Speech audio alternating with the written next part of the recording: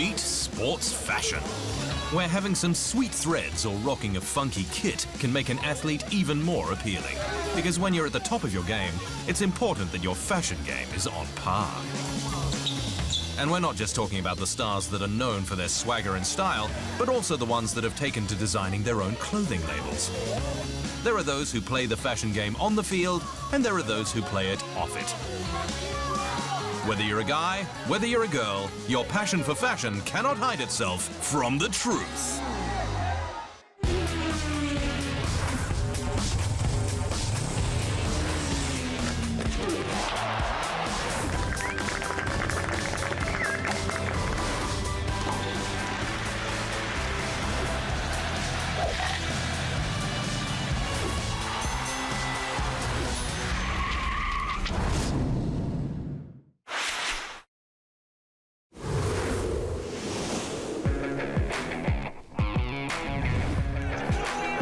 There is a reason why they say looking good is feeling good, because the clothes we wear are an expression of who we are. Fashion is truly a form of art, and an example of the time and culture. Take Marie Antoinette's dressmaker, Rose Bertin. She was arguably the first famous French fashion designer while making haute couture popular. But gone are the days when women dressed like the Queen of France with uncomfortable corsets and hoop skirts. Now you can pretty much get away with wearing whatever you feel like, and the athlete is no exception. Ladies and gentlemen, I don't think he needs introduction. One more time, give it up for the GOAT, the greatest of all time, Michael Jordan. His career was the stuff they make movies about. Michael Jordan was and still is one of the greatest basketballers we have ever had the pleasure of watching. His ability to perform under pressure and hunger for the fight couldn't be matched. After his rookie year with the Chicago Bulls, Jordan signed on with Nike, who created the shoe that revolutionized the game and their brand, Air Jordan. The red and black colors broke the NBA's policy, but Nike didn't mind footing the $5,000 bill per game, because reportedly 450,000 pairs were sold in-store in their first month. The difference with a Jordan game shoe is that it is our most pinnacle expression of performance and innovation within our entire brand, leading our category, our brand, if not the entire industry. Decades on, as a subsidiary of Nike, the Air Jordan brand and shoe is still iconic. Obviously, it makes a big statement about the shoe itself, you know the technology and innovation and everything is in this product. When designer Tinker Hatfield came on board, he created the Air Jordan 3, the first of his many designs. Still to this day, it is considered one of the most popular versions released. It was also the first to rock the Air Jordan logo. I like to say that it's kind of like designing with more high definition, like a TV screen that has more pixels. When you sit down to draw and try and design a product, and we spend a lot of time talking to Michael, and his ideas kind of come sort of through me. Nike reportedly owns 90% of the basketball shoe market, more than half of that profit coming from Air Jordan. So with MJ reaching the billionaire status in 2015, partly due to his Nike deal, you could say his retirement plan is working out. Coming up, they're the bosses of Formula One.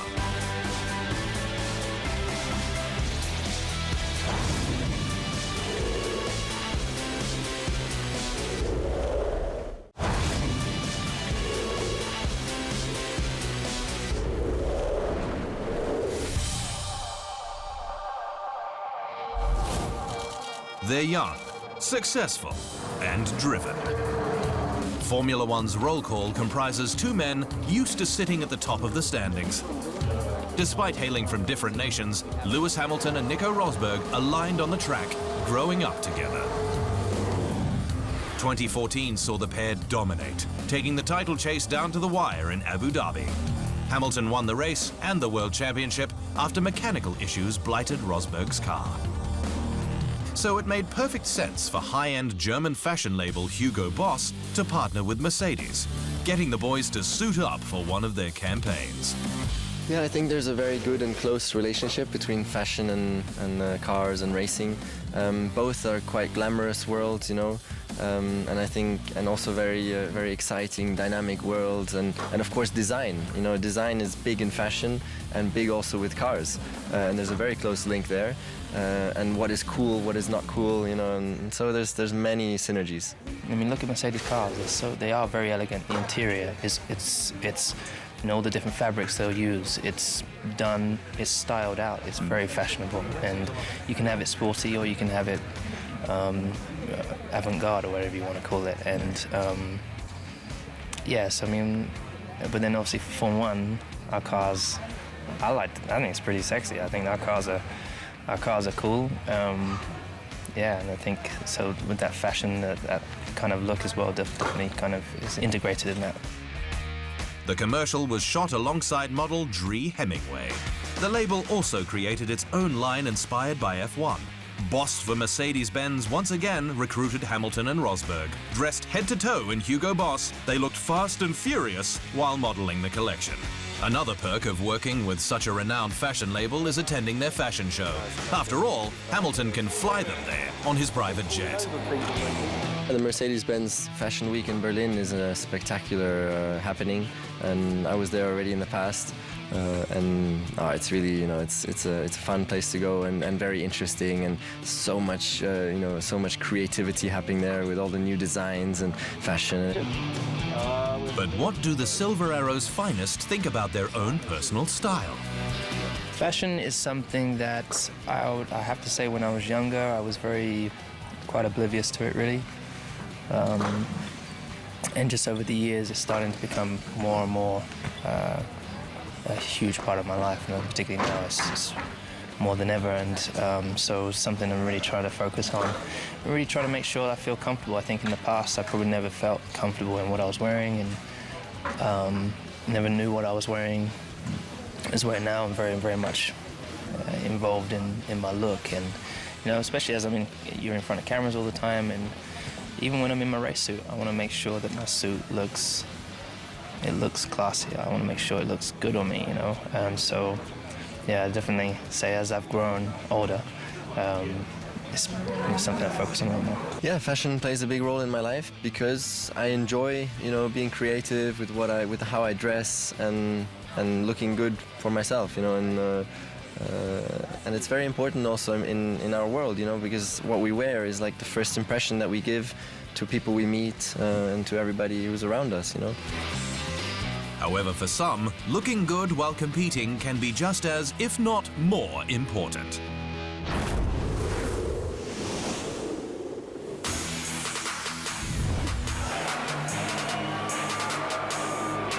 As the self-proclaimed fastest-growing sports organization in the world, the UFC is making a big impact on its audience.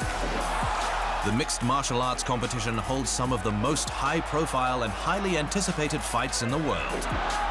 In an unusual move, in 2014, the entire organization of the UFC announced a new deal where Reebok became the official uniform for the entire sport. All athletes are now required to wear the apparel brand. UFC's president Dana White couldn't have been more excited about the partnership. It's the evolution of the sport. It's the right time, the right place, the right everything for this thing to launch. You know, for years, the sport had been cluttered with sponsors and, you know, not very attractive clothing and a lot of other things.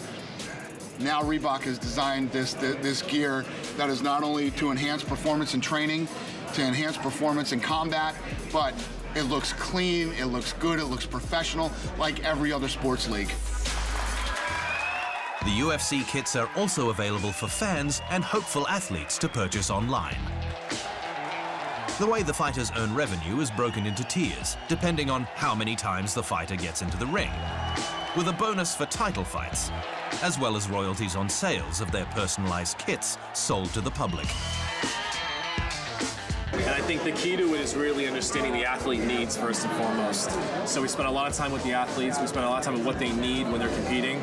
And then you want to create something that's fan-friendly, something that consumers will want to wear, whether it be to work out in with this UFC kit or whether it be just to kind of hang out. As you look today at some of the stats that were given by Reebok, they were talking about how many people participate in combat sports, whether it's for fitness or to fight. The number is staggering. And what's even crazier is how many women are doing it. 50% of that number is women. And like Rhonda was saying today, you know, and this is a big deal for women. Men might not get it, but there's now actually a bra designed for women in combat sports to train or to fight.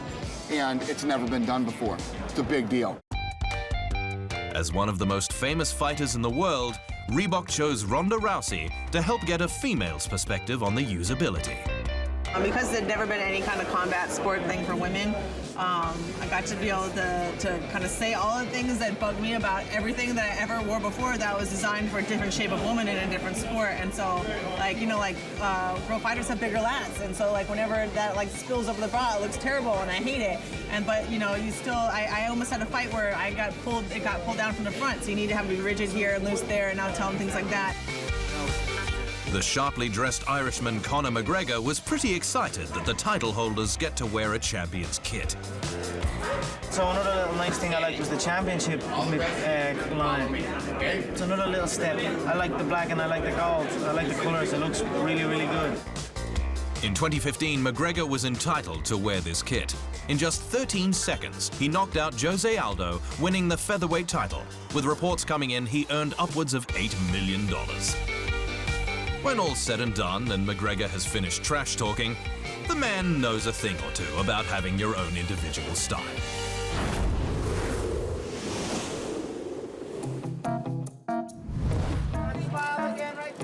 The time to get some of the greatest athletes in one room dressed for success is at the ESPYs. Every year as July rolls around, the best in the business shed their training gear, call their stylists, and hit the red carpet. Short for Excellence in Sports Performance, the annual awards show is dedicated to sports stars from different fields. But it's not just about the winners. It's a time where they can wear their best dress or suit, show off their unique look, a new hairstyle, or even confirm a rumored relationship. Hollywood stars also come out to play at one of the hottest events in sport. Back in 2011, skier Lindsey Vonn saw it as an opportunity to match her outfit to her award for Best Female Athlete. But the truth is that just like regular folk, many athletes who work hard like to play hard. And there is no greater time than when they are being awarded for their hard work.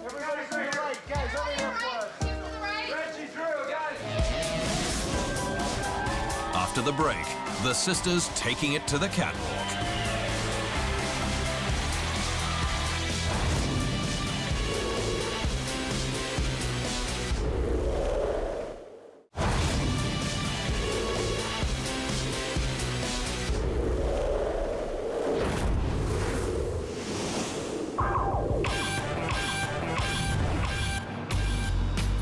Golf most definitely does not have the reputation for the edgiest fashion. In the 1700s, when the game took shape in Scotland, controversial outfits were few and far between. Not much changed by the 1920s, when +4s hit the golfing landscape. While daggy to some, Payne Stewart did a pretty good job making them look cool right up to the turn of last century. This included the NFL sponsoring him to wear the colors of whatever American football team was playing closest to the tournament Stewart was competing in. But the American also stood out for his play too. Stewart, who died in a plane crash in 1999 at just 42 years of age, won 3 majors, the PGA Championship in 1989, and a pair of US Opens in 1991 and 1999. Then came the no-collar shirts, which Tiger Woods pioneered. Gone are the days when a golfer has to wear a polo shirt on the course. But there are always the guys who entertain, such as American John Daly's loudmouth outfits and Miguel Angel Jimenez.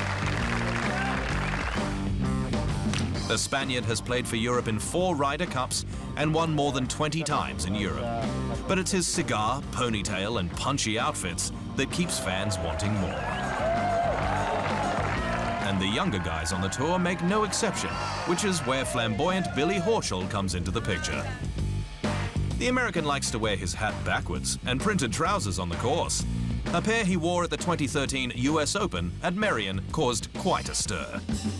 Going the last day at Merion, I think I was more nervous and more anxious about the pants I was gonna wear, to tell you the truth. I think those wearing the octopus pants that Ralph Lauren had me wear, I think I was more nervous about the reaction I was gonna get, because I got a lot of comments on Twitter about those. We couldn't forget about the females, and that includes the very young Lucy Lee, who in 2014, at the age of 11, became the youngest ever qualifier for the US Women's Open.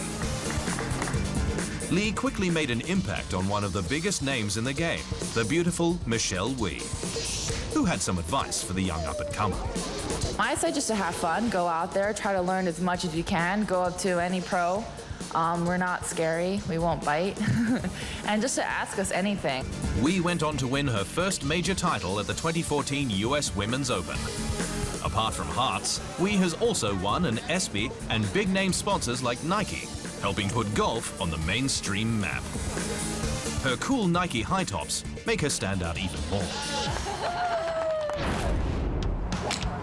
With the rise in popularity of athletic golf wear, pros are looking cooler than ever. The stars of golf are setting the tone as the sport starts to shed its conservative reputation and appeal to a younger demographic. With women now hanging out on the weekends in active wear, golf is tapping into this sportswear revolution. Rickie Fowler is driving the high tops trend amongst the men, and the American wears nothing but color. For every final round, Fowler comes dressed in orange, paying homage to his old school, Oklahoma State University. Golf's big guns are looking more stylish and athletic than ever, giving the sport a much-needed overhaul.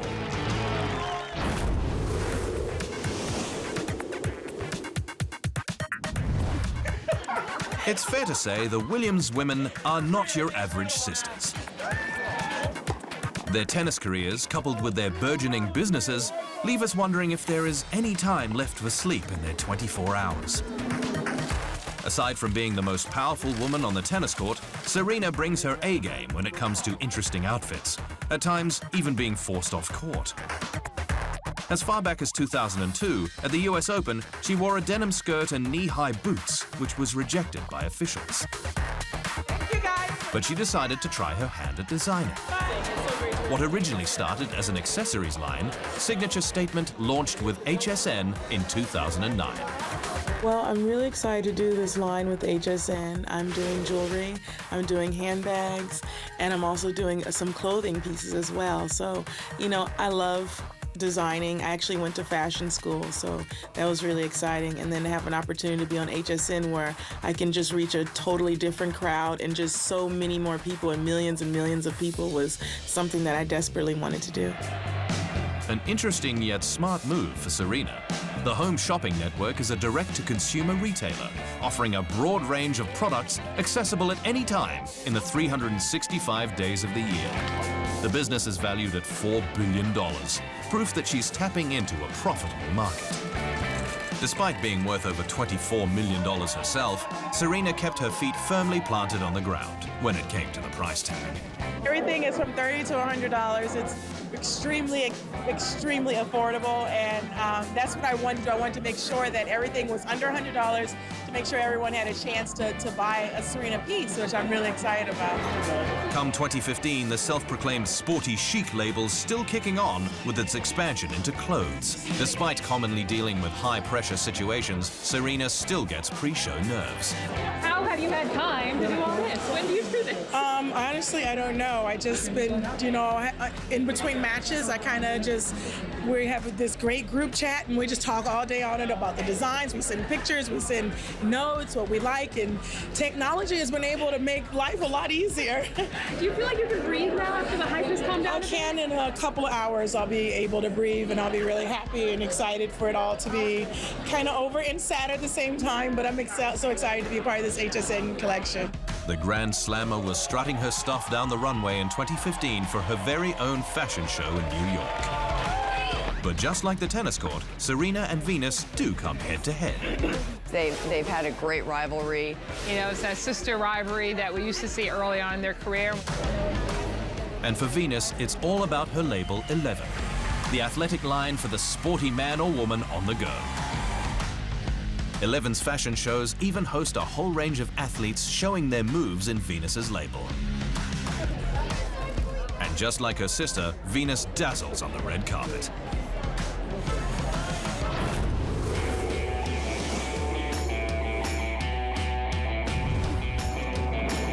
But they're not the only tennis pros getting attention for their look, so to speak. The bad boy of tennis, Nick Kyrgios, is notorious for flying off the handle. Often it's a question of whether his game is affected by this or not. Yeah, definitely. I had chances in the break and I just didn't play. I just struggled today, pretty much in every aspect. I had chances in the second and I just didn't play big, and I just played really bad today. Really bad. The young Australian came flying out of the gate when he made the 2014 quarter-final at Wimbledon when he was just 19 years old. Eventually telling the media he didn't really like tennis and maybe preferred basketball. However, his friend and fellow pro, Thanasi Kokkinakis, shared a different opinion on the matter. I think that's a bit of a lie. It's just tennis players sometimes get moody, win a few matches, you're happy, you lose some, you don't like the sport. That's how it works. As the fashionable player grows up, he's aiming to be a little friendlier to the media. Either way, Kyrgios is confident with his game look, whether it's experimenting with different hairstyles, different versions of a shade of fluoro, or even just the many pairs of Nike sneakers he owns, one of his sponsors. Even if he's not winning, he's keeping us watching for his on-court outbursts and unique threats. Still to come, he took it all off.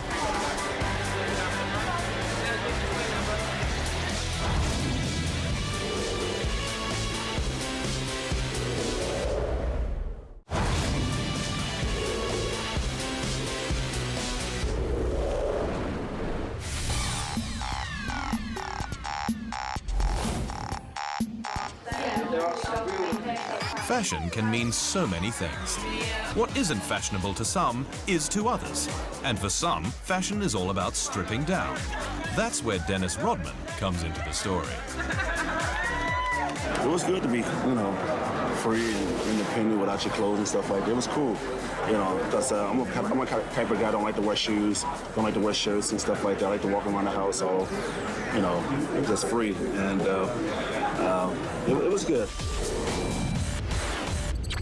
Rodman's NBA career was plentiful. The man dominated the courts, winning 5 NBA championships with the Detroit Pistons and the Chicago Bulls. But when he left the game, the attention didn't die down. In fact, some could say it just got hotter, especially due to his out there look. His unique style and edgy personality makes him a media sensation. Therefore, in 2005, Peter and Rodman teamed up. The organization known for their campaigns promoting the ethical treatment of animals while using celebrities to get the message across. It was after watching a video the huge Peter advocate and ex-Baywatch babe Pamela Anderson had created that Rodman decided to act. I love animals, and what convinced me to do it was the fact that he showed me a video of all the animals and how the way they being tortured and killed, and it's just unbelievable to see that. Rodman headed to New York in time for Fashion Week, except he skipped the front row for something that was more pressing. He became the first man and first sports star to appear in their Rather Go Naked Than Wear Fur series, proving that taking your clothes off can be just as fashionable. The reason why I came for this campaign because I'm against people that's killing an animal for their own pleasures, and I'm an animal lover, so hopefully that this is awareness to a lot of people. Even though we're having a fashion show here and people are going to be wearing fur, so I'm against it, but hopefully that people have a lot of awareness that we're here to represent. He's not the only athlete that's represented Peter. Skateboarder Tony Hawk and retired NBA player John Sally are amongst many who have given their face to the cause.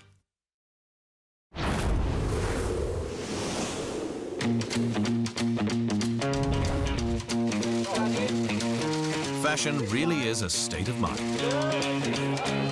It's a personal decision, with everyone's tastes different.